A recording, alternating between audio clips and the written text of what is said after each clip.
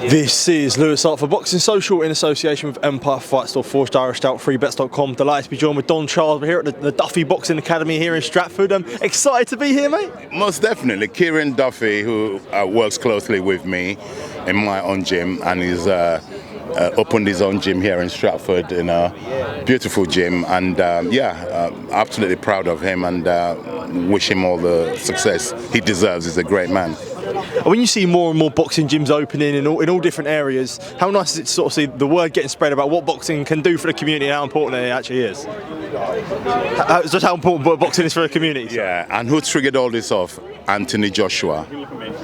I was going to say, like, the influence that many boxing figures can have on a community shows sort of how big it can be, especially in London in this society. Yeah, it's very refreshing, the fact that it could have an effect on the whole nation, you know, where instead of every 200 meters there's a pub, every 200 meters there's a boxing gym now, which is really, really good. It's helping the country, it's helping the societies, especially troubled areas.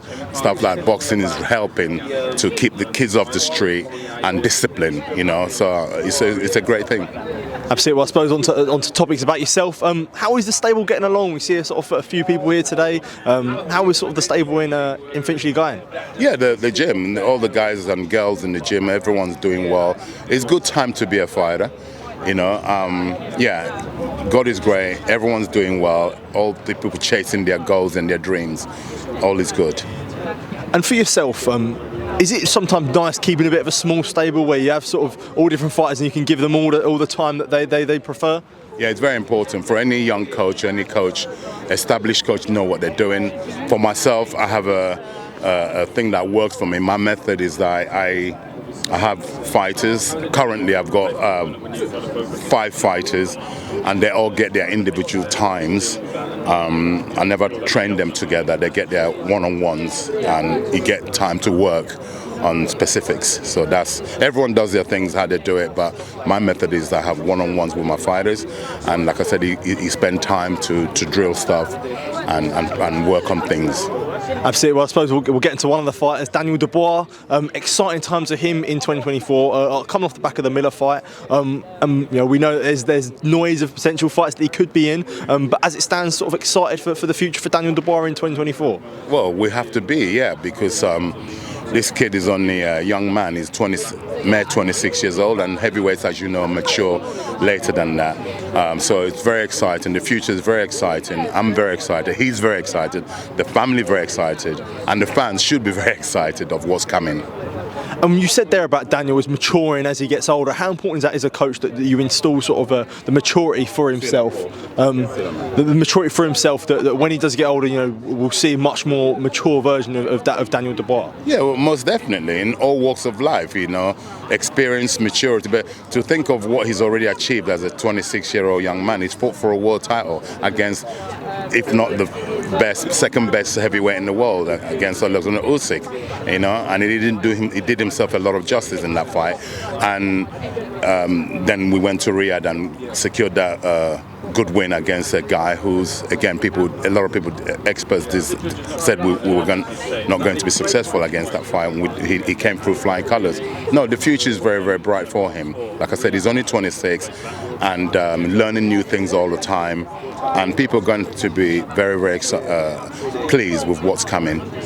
Well, I suppose we could talk about what's coming. The noise is obviously June the 1st. It could be Filip Hrgovic. Don't know how much you can say on that. That is previously someone that Daniel's called out. If Filip Hrgovic is next, an ideal and nice, I suppose, step up and back up to elite world level fights for Daniel Dubois. Well, most definitely. When you have fought for the world title, like I said, he gave a good account of himself, irrespective of the result. He gave a good account of himself, and the world could see that. Anyone who's got eyes and chooses to see and be honest saw what happened. And I'm not going to elaborate on that situation. I'm fed up of keep talking about that moment, but nevertheless, people saw what happened. And once you fought at that level, and then you go your next fight after that and do what he did in Riyadh, he is a world level fighter. And another fights I did want to talk about surrounding Dubois, of whether they be interest of him or yourself.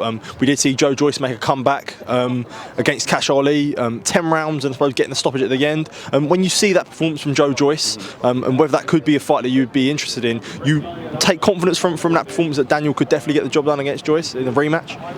Well, it's not about taking confidence. I'm a very confident man. We're a very confident outfit in general. When you see that, you don't read too much in that because styles make fights, but it's good to see Joe back on winning ways. Look at the fellow Joe B in the name of Joseph Parker. Look what Parker and his coach have gone and done, you know. So he only one win away from turning your career around, you know. So Joe done that at the weekend, irrespective of the level of the opponent, but he still got the job done, especially when the opponent was being very negative, you know. It's very hard to fight against someone who's been very negative. It didn't leave much openings to get a clean shot. And then when Joe saw the opening, then it concluded the fight. It happens to be the last minute and the last round, so he got the win. And from his mentality, that would do him well as a human being, and he moves on. And times now as a heavyweight, how exciting is it to be a heavyweight? You see almost Saudi Arabia has brought to life the heavyweight division and everyone fighting everyone. So when you suppose it regards yourself with Dubois, but outside it as a fan looking in, it must be exciting that you know that all heavyweights are almost fighting each other now. Yeah, the fights that would normally take years to materialise are happening sort of instantaneously, thanks to His Excellency, Turkey Al-Sheikh. So these fights are happening fast and furious, and it's really good it's good time to be a boxing fan, you know. I'm a fan, as well as I'm a coach, I'm a fan. So it's really good time. These fights are happening, you know. Sure, and I did just want to get a word on Anthony Joshua against Francis Ngannou, his performance, a destructive knockout. We spoke before the fight about it, but now speaking after, and so it's been a couple of weeks since. Very impressed with AJ's sort of brutality of that knockout. Well, you have to be. I mean, my goodness, what a punch! And like I said, I'm a coach. I look beyond the punch. What led up to the punch is what I'm more impressed with. Of course, I'm impressed with the punch, but it's what the lead up to it. It wasn't forced. It was set up. You know, so I'm very impressed with that, yeah. And when you see AJ linking up with Ben Davison, how much do you feel like, maybe not physically, but mentally, sort of that is the perfect link up between the two, that Ben could almost get sort of AJ's mentality on a straight road, and we can see the benefits there in the Wallin performance and the Ngannou performance as well? Yeah, it's a relationship. People don't realise it's a relationship when a coach starts working with a fighter. How many fights have they had together now? They've had two. They had the Wallin fight, and then yeah, it's a natural progressional thing, and they will take the coaching team, staff, the fighter. They'll take a lot of those two fights, especially the knockout they inflicted on Mr. Ngannou. Yeah, a guy who's never had anything remotely, a guy who's used to being kneed, elbowed. That's never happened to him. Then he got a guy who just sledged him. Yeah, and my goodness, what a punch. But like I said, I'm impressed with the punch, but I'm more impressed with the lead up to the punch, the setups. Absolutely. Don, good to see you tonight, and always appreciate you giving me some of your time, mate. And yeah, I suppose all the best for the future with the stable as well, mate. Top man, thank you. Cheers, mate. Thank you. Cheers.